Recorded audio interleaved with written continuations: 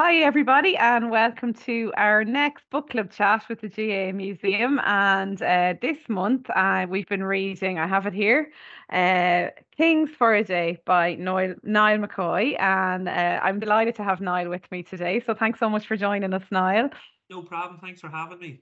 You're very welcome. And we were just chatting there before we started recording, just about, I suppose, that this is one of the only books we've done that's really in the book club that's really about a team, Yeah. and kind of the story of a team. Within that, then a huge amount of characters. And I suppose being who you are, where you're from, and your passions, you were probably perfectly placed to write this book. Did you always think that you would write it? I always wanted to do a book. That was always an ambition. I suppose I never really had I always would have liked it done around Armagh. A real being an Armagh fanatic growing up and things like that. It was always a team I'd always had a big affiliation with. And then Hmm. just as that 20th anniversary was coming up, that 20-year anniversary, is just a lot of dominoes, or a lot of ducks got into a row, and it just worked Yeah. out in the end. So the timing more than anything, and it just, I suppose, with COVID and different things, you're reassessing, and maybe you have a bit more free time to work on projects than you expected to. So it all worked out all right, and luckily O'Brien Press took a chance on me, and everyone was such a massive help, and got there in the end. Got there in the end, but I loved it. I loved it because there was a lot of work, obviously, but it was reliving some of the best days of my life. Just following that team Yeah. around from, when they were well down the divisions, and just that rise of that team, and just great times, great memories with families and friends, and just different clubs and people like that. And as you mentioned, there, the characters in that team, like I suppose it's one of the most well-known teams in terms of individuals. Like, you just have to look at the championship now. You've got, Kieran McGeeney's over Armagh, Ashley McConnell's over Wicklow, Tony Yeah. McEntee's over Sligo, Aidan O'Rourke's over Donegal. They're just a team that's just been heavily involved in the GA fabric, and it was a very enjoyable process, really. And I suppose when you were growing up, this is probably, we all have that kind of time in our lives that we always remember, kind of our just becoming adults, maybe, or teenage years. So this was probably for you that team that's always been with you. Yeah, yeah, I would have been 16 in 2002. So my Yeah. my young my young Armagh following would have been going with me, my father Des, and my uncles Kevin and Peter, and every Sunday would have been get as many children into the car as you can, and just travel the country. But I suppose at that stage I was sort of moving on to going with friends more than family, and meeting family Yeah. at it, and just having the crack, and it was a different sort of experience. But yeah, that like trips to trips to Clones in particular back then were big for Armagh fans, because the athletic grounds wasn't redeveloped at that stage. So Armagh played a lot of games in Clones, and sunny days in Clones were just they live long in the memory. And you painted that really well in the book, like it really came across that, you had been there and part of that.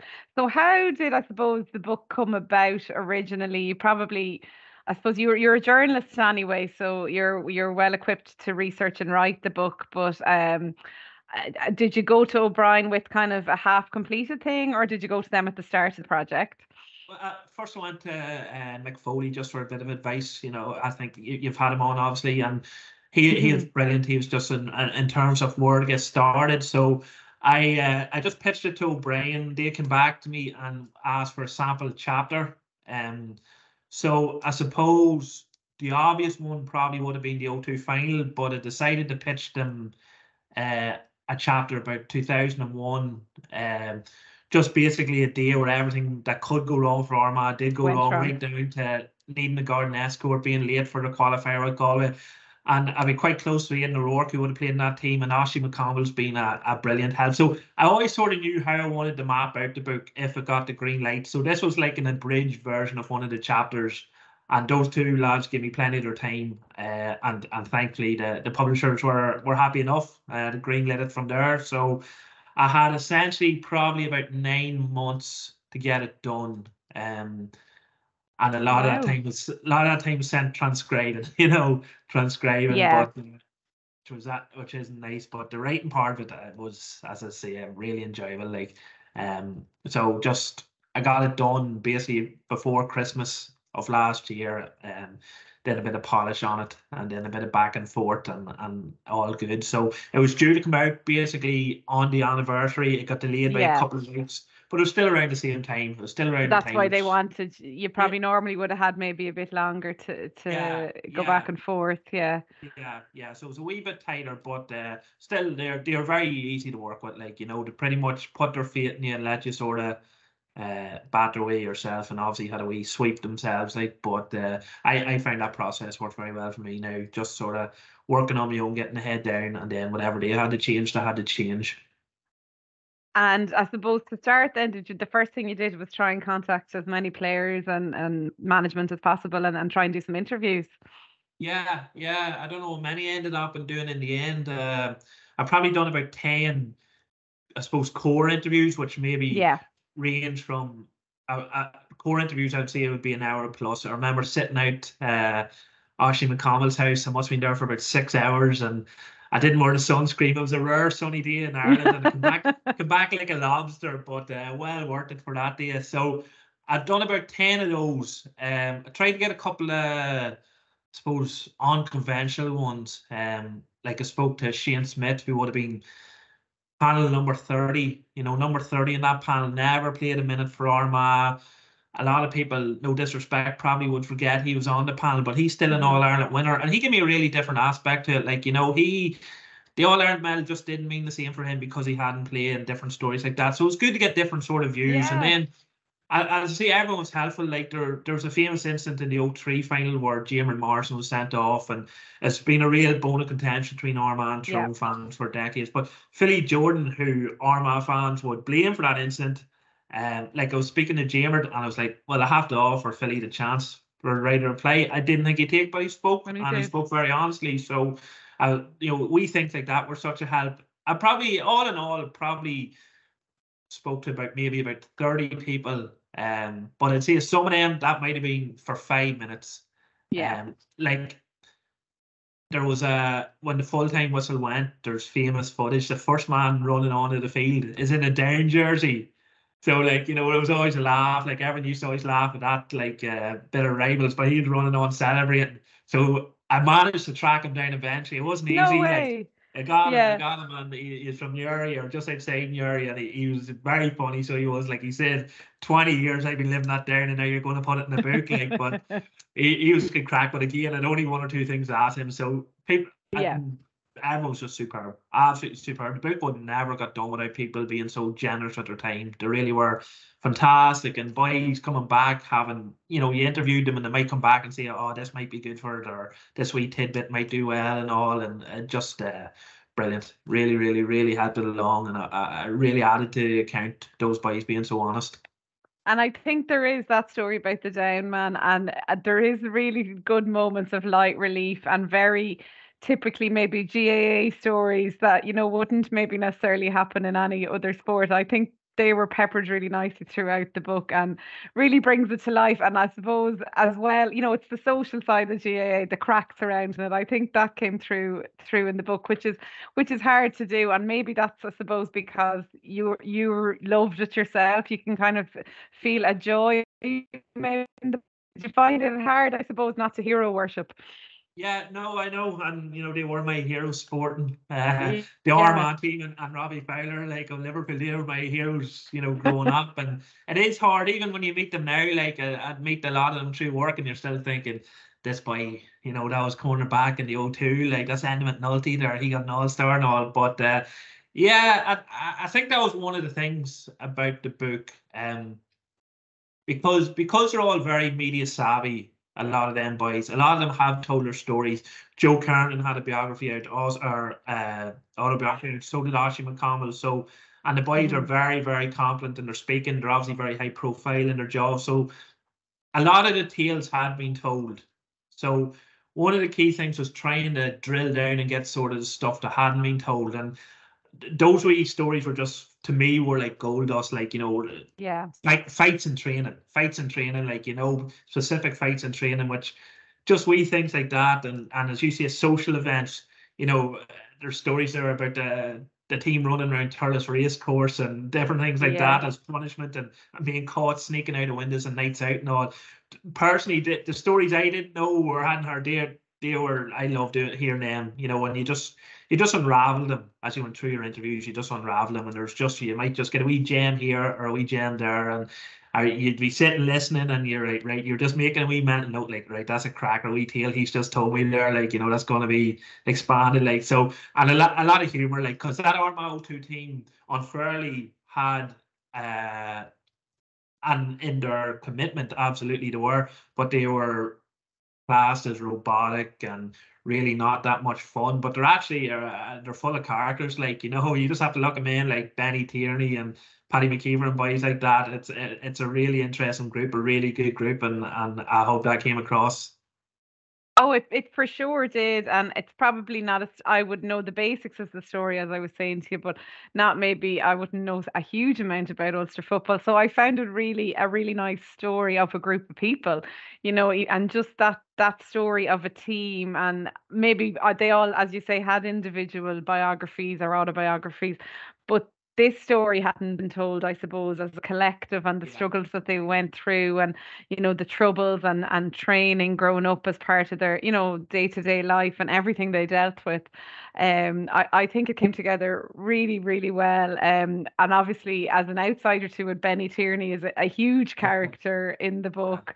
You know, and again plays that light relief, but as you say, you know, he was so competitive, he was. and yeah, yeah, Yeah, and that's the thing. Like Benny, like, you know, the class clown, like, but you know, Benny stormed off on a match day when he was told Paul Hurty he was starting, like, you know, and yeah, he sort of he grizzled a bit when I said that people didn't, you know, viewed him as just this jovial character and not competitive. And you know, he says he's one of the most competitive players in that squad. Like, he says he can't play a game of golf without being competitive, like, you know. And yeah. yeah, but he's such a good character, such a funny character. Like, you know, Benny, he's you can interview him all day and you'd still be laughing coming out of it. Like, he's just naturally so funny. But yeah, and you know, you said the word struggles there, and you know, and you mentioned the troubles. Then obviously Armagh was deeply affected by the troubles. You know, when a lot of, I suppose, through those times, and you know, there's stories in the book about them having to watch out for, you know, paramilitary, you Yeah. know, attacks and things like that while training's going on in certain parts of the county, and that was a really tough time. But then it developed into struggles on the pitch. And like Armagh were a lowly team. And the thing was, it was just a series of defeats after defeat. Like 99 lost to Meath, went on to win Ireland, win the All Ireland. Lost to Kerry 2000, went on to win the All Ireland. Lost to Galway 2001. Galway, yeah. And like my mother and that, she used to always say, if they could just win one, I'll die happy. Like, she just wanted that one. And that was the feeling in the county. Like, you know, Armagh are never going to win it. Especially the rivalry between Armagh and Down was so huge. And the fact that they had 5 All Irelands. I went to school in Uri, and Uri split down the middle, and they took great pleasure in that, rubbing that in their faces, like that they had Can 5 and you had imagine. none. So it's just all about that one. And the more things, the closer we got, the further it seemed away, you know. But then I obviously, it's quite like the Mayo story now, Yes, where I was so many thinking close that. plays, but we have that one year where the bounce of the ball did go our way. We got a couple of questionable refereeing decisions here and there. The ball bounces off the post against Ray Cosgrove in the semi-final and bounces to an Armagh man rather than a double man. So for that one year, the sort of luck went Armagh's way, and obviously ended up with the greatest prize. And I suppose looking back at it now, because it's 20 years on, do you think that's maybe why some of the players maybe were more open and you did get some of these stories that weren't heard before? Oh, absolutely, absolutely. Like, I think because for a lot of them, they would have played on another 6 or 7 years. Like, you know, there's Paul McGrain was playing up to 2008. Paul Hurty, who was around, played up to something like 2013. You know, so a lot of them were still playing until recent years. A few of them are still actually playing football right now. Like, so, yeah, I think just with the passage of time, Yeah. they're not in that changing room where, you know, we keep everything inside these stores. And I think it's just naturally that people become more open as they reflect. And you know, the passage of time, maybe you can talk about these incidents without, you know, feeling the emotional trauma as much. They're probably dealt with them a wee bit better. But that's actually one of the sad things that came through in the book. And I was glad to see, not because of the book, but since the book, they have met up a few times. But I think one thing was very clear at the end of it was they're not a good group at meeting up. And Yeah. yeah, and Stevie McDonald spoke about that. He says it drives him mad. Like, he's tried and tried and tried. And for such a tight-knit team, like, it was really, really tight-knit. It's just, that was quite sad to read that, Yeah, I was really surprised by that at the Yeah. end of the book. And I was wondering about it actually. It's one of the questions I had to ask you. Like, maybe is it because they were so tight? It might be nearly too emotional to go back Yeah. there. Yeah, it really could. And the bottom line is that for a lot of that team, they have a massive regret that they didn't win a second All More. Ireland. Yeah. It's funny, and that's one of the things talking to them. Some of them were just like, I got me All Ireland, that's what I set out to do, and I can accept that. Whereas, you talk to the McGeeneys and the O'Rourke's of the world, it's that second All Ireland, not getting that is the one that really grinds and still grinds at them. Because Joe Kernan made a big thing about that. Like, it was his thing, good teams win one, great teams win two. And it was, that was a motivation play. Like, Yeah. he was doing it, like, and after O2, you would have expected them to win another one. So they got close again. It was like, what happened O2 was the anomaly. Every year was the same. Like, again, lost to Kerry 06, they won the All Ireland. Tyrone 05, they won the All Ireland. So that's sort of Tyrone 03 All Ireland champions after Armagh lose them. So that sort of pain still exists for a few of them. Well, I suppose if you are that competitive and are playing at that level and putting that commitment in, we see them as successful, but yeah, maybe they wouldn't even be there if they didn't have that personality that you always want to go and win and win more. But it's funny, I knew they only won the one, but they're still one of those teams that looms large. Why do you think it is why were they so full of characters and they were a unit, a successful unit, but then, as you say, individually and even Joe Kernan himself is a huge character. It was just, I suppose, a perfect storm, really, all these characters coming together. Yeah, a couple of things. Joe was right. Joe was larger than life. Joe was a very he was very sort of imposing figure, and everyone knew Joe and such a great GAA history. Yeah. I think there's simplistic things too. I think the picture of the pitch invasion and the orange is one of the best GAA photos there's ever been. Like, it's a unique. They're the only team that plays in orange in Ireland, and I think that stands out. The other thing about it is that Ulster teams had dominated in the early 90s, and then there was that gap right through the Armada 02, like from 94 through the 02. So there's that whole Northern thing, the first time winners, and as I say, the colour orange and things like that. So, and the fact maybe they're playing Kerry, in that family, and 31 teams, County South Ireland would have been supporting Armagh. Well, maybe not there, and I'll go with 30. 30 counties out of 32 would have been supporting Armagh. So, everyone loves an underdog story. Absolutely. They might have been common over the years, but it was an underdog story, like, it really was. Yeah, the orange thing's interesting. I hadn't thought of that, but yeah, you're right. That could play a part. Visually, I think so. I think there's something about the orange that just sort of it's hard to escape. Like, and there's such a fanatical fan base too. I have to say, like, Armagh fans are.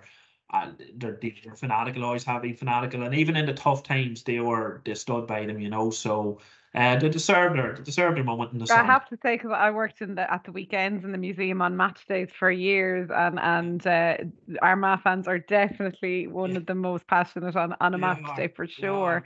Yeah, for sure. The passion, they can overstep the passion the odd time, but just even last summer, the colour they brought to the championship was unbelievable. And it's funny, like, it's, as I say, I was 16 at that time, and now I'm going to matches with my wee nephews and nieces and things like that. And it's just the circle of time continues, and it just the next generation rolls in. So it's great to see a new generation and a new team getting new heroes, and hopefully number 2 arrives soon. Well, you'd have another book on your hands then, Niall, if that happens. But that thing about family definitely, it comes through the book as well. And it could, when you were talking about Clonus and the sunny days, and also the team themselves and Joe Kernan taking the wives and girlfriends aside and kind of getting them on board. I thought that was really interesting. I hadn't heard that before. Yeah, yeah, and listen, looking back, how smart, you know what I mean? Yeah, How clever, and I think that's what set Joe apart. And a few of the players would have said that in interviews, would have said, listen, Joe, it wasn't like he done anything revolutionary in terms of tactics or selection or anything like that. But what he did was all the small things he done so well. Like he makes sure they covered, like even going back after to the banquet after having spare suits for the boys hung up and in the room and all. And they got a letter done. It wasn't Joe done it, but one of his team got a letter from Muhammad Ali yeah, following the match. And that people might say, oh, that's a bit corny, but the boys love it that. The worked. boys talk about Yeah, that being really inspirational. Like, so we things like that, and even going back to his Cross McGlen days, like the Ulster club, which Cross would have been heavily involved with, like it's played in the depths of winter, the worst. And like Cross McGlen, he used to get heaters in to heat the change room before, and you just wouldn't think of that. And it's those wee small moments, and obviously he's got the plaque against the wall that he broke, and in different moments like that. But it's all those small things, and just added up and really brought everything. And he took over the team at the right time, and yeah. everything just came together. Everything came together for it. And talk to me about the two Bryans then. Like, do you think their story kind of had a sad ending in a way? Like, should they have, should they have gotten more out of it as well, or what do you feel about that? It definitely had a sad end. Well, the one ended at Ulster, Armagh's long way for Ulster from 82 to Yes. 99. So that's 17 years, a long time. So they'll always have that. And then they went back and got it the next year too. Had a sad ending that they never won All Ireland. It was grand, they came close. Um, what was the sad part was that they probably took quite a bit of abuse after, not abuse, but they took a lot of criticism after Back, that yeah. they didn't get the team over the line and this and that 2001 qualifier against Galway that shifted a lot of blame, a lot of stuff wasn't their fault. So they probably came out and it was a pretty rough ending. But I definitely sense that in the passage of time, their contribution to that O2 team has been definitely been more Yeah, because they recognised. paved the way. Without They paved the them, way. it They couldn't have paved the happened. way, and they got that team winning provincials, which they hadn't been doing. And I do think time has been kind to them. I'm really glad it has been. Brian McAlinn in particular would be, he worked with Kieran McGeeney for years after that when Kieran came in currently, and would be a real sort of legend of Armagh football, like, and a real straight talker. Brian Cannon, sort of good cop, bad cop sort of routine. Yeah, But I think looking back, when things are raw, there's arguments inside camp. And that's just natural. That's just natural in an environment like that blame gets shifted around. But I think a lot of those people who maybe had fallouts, not fallouts, but arguments with them would look back now and would look through a different lens of what they brought to Armagh football. Because no one wanted Armagh.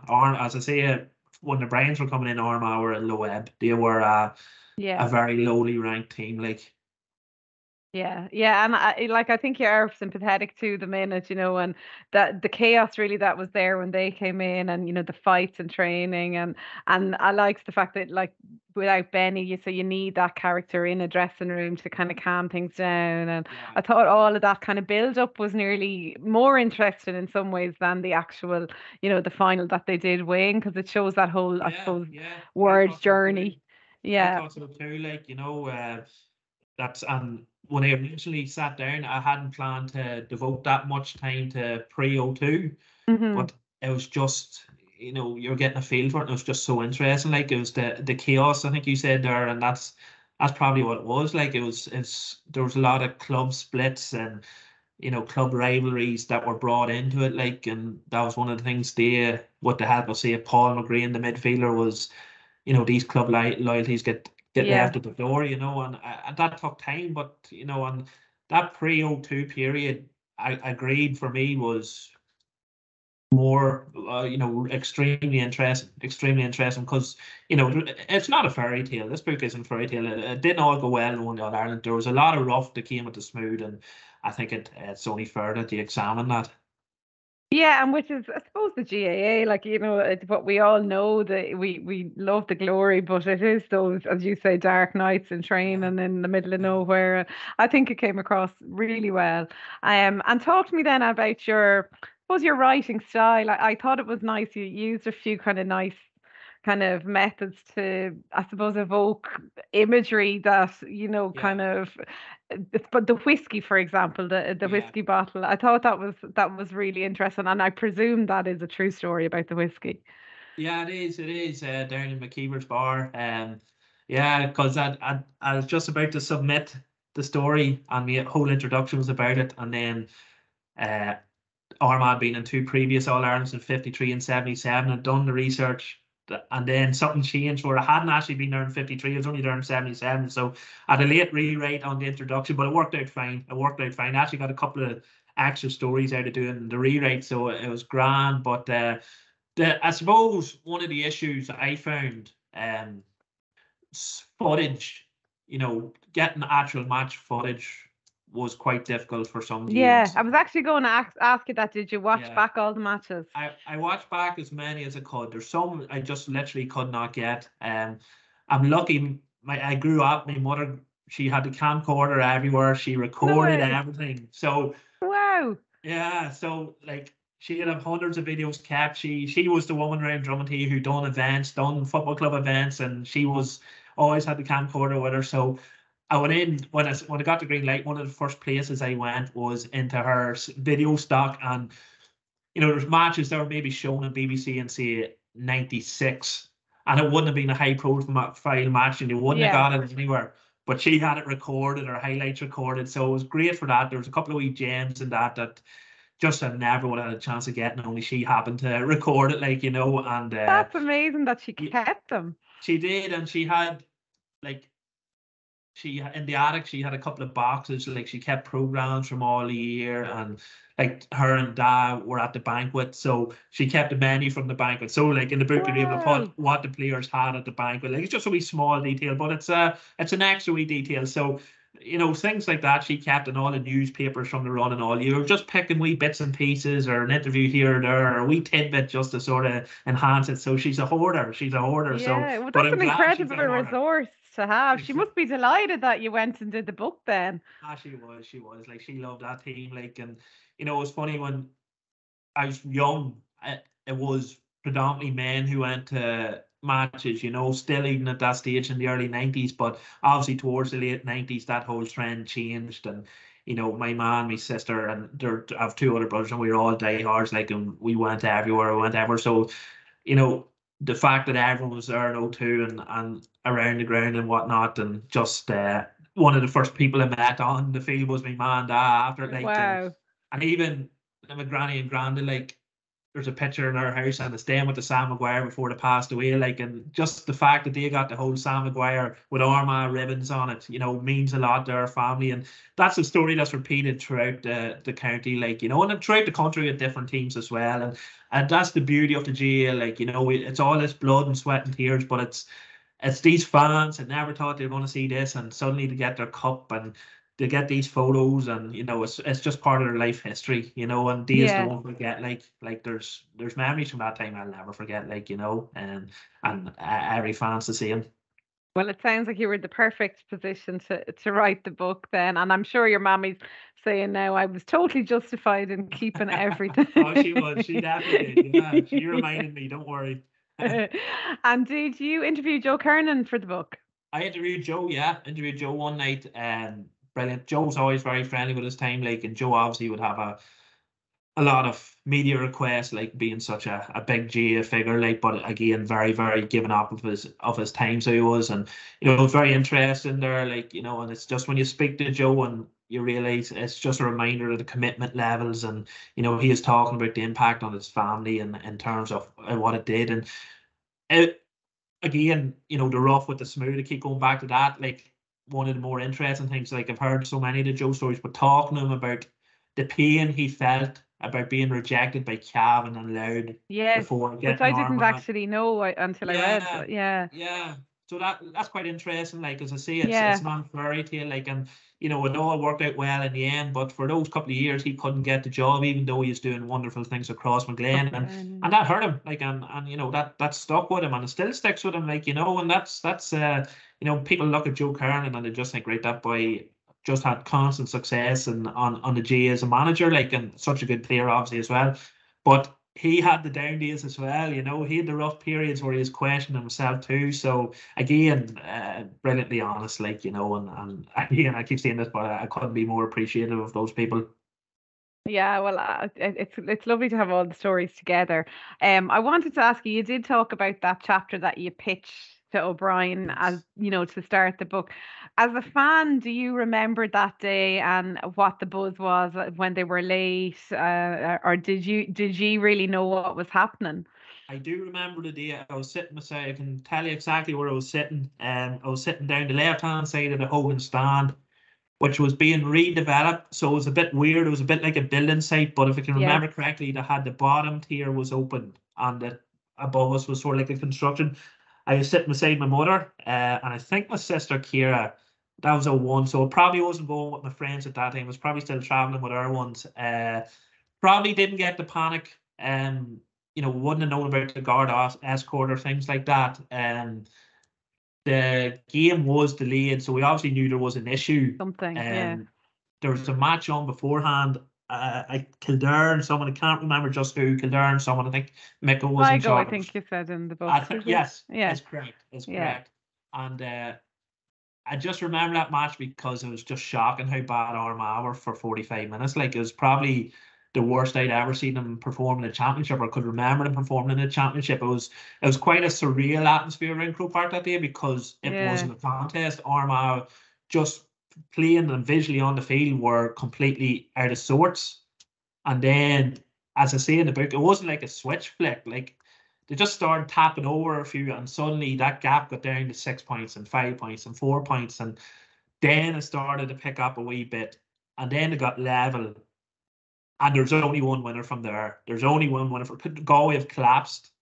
Armagh are just, the place is going bananas. Armagh are just running right over them, and then just McNulty or Justy got blocked down. Galway kick a breakaway and kick a winner. And I always say it, and I think I've said this in the book, like, Justy, he was the one that was blocked down 0-1. But in 2002, it was him that made the last wee interception before the ball came into McGeeney's hands. Like, and I always thought that was really, really fitting, that after what had happened, the full circle, exactly, like the redemption arc, like, But he did say, like, after 0-1, not one person said to him in the change room, no one had to go at him, like, he wouldn't have been renowned for his kick passing, like, but he didn't lose the match. Like, it was nothing like that. But that moment is the moment you remember it, and then for him to have that wee cherished moment, no two, where he cut down that last ball that was going in for the possible equaliser, is just a beautiful moment. As I'd kind of forgotten that whole match and the kind of the controversy, but as I was reading it in the book, it is perfect for a book. Like, it's a great story. I'm sure at the time. Not so good at the time, but 20 years on, I was loving it. It was more. Yeah, for sure. Yeah. And then I suppose just before we go, I'm always interested in the process of bringing the book out and deciding on your cover image. Was there much back and forth on that? No, there wasn't. And I'll tell you why. I'd been looking, so just in the process with O'Brien, we talked about, if you see some photos for the inside, just take a note of them and send us them on from Sportsfile and different ones like that, and the different ones picked out for the inside covers. And I saw that photo and I was like, oh, that's class. I was like, I made a wee note of it. And then a couple of months later, I got an email from O'Brien about the cover, and they said, well, we've got 2 possible photos that we'd love to use for the front, and one of them was that one. Amazing. Yeah, I swear, of all the hundreds of photos, they had picked one of the 2 they had picked as that. So there was no debate needed for the cover. Like, I just thought visually, and going back to the orange again, and the orange. When you were talking about that earlier, I was thinking of the cover. And really good job. The fact that it's hardback and all, I thought they It's presented the lovely. book really well. Like, to be Yeah, fair. and it's a bit different than the usual kind of, front on cover face of Yeah, someone as yeah, well. I yeah, think it's lovely. Well, we've had a great reaction to the book. As I said, it's a bit different. Lovely to have a story about a team, quite like did remind me a bit of Mary White's book actually about the yeah, Cork ladies and yeah, coming from kind of, as we said, chaos. So congratulations. Have you yeah. any more books in you, do you think? No, no, unless Armagh win a second All Ireland, maybe then. But for the time being, no, that'll do me for a while yet. Maybe Well, in the future. it's lovely to kind of, I suppose, have as your, to be able to get the opportunity to write about something you're Yeah, so passionate about. So I'm yeah, sure it was an exactly, enjoyable experience for you. exactly, exactly. Well, No, it's thank you so much for joining us and taking the time. I know you're working as well, so we appreciate you taking the time out. And we'll hopefully see you again in the book club. Thanks a million, Niall. thank you very much for having me. Really enjoyed the chat.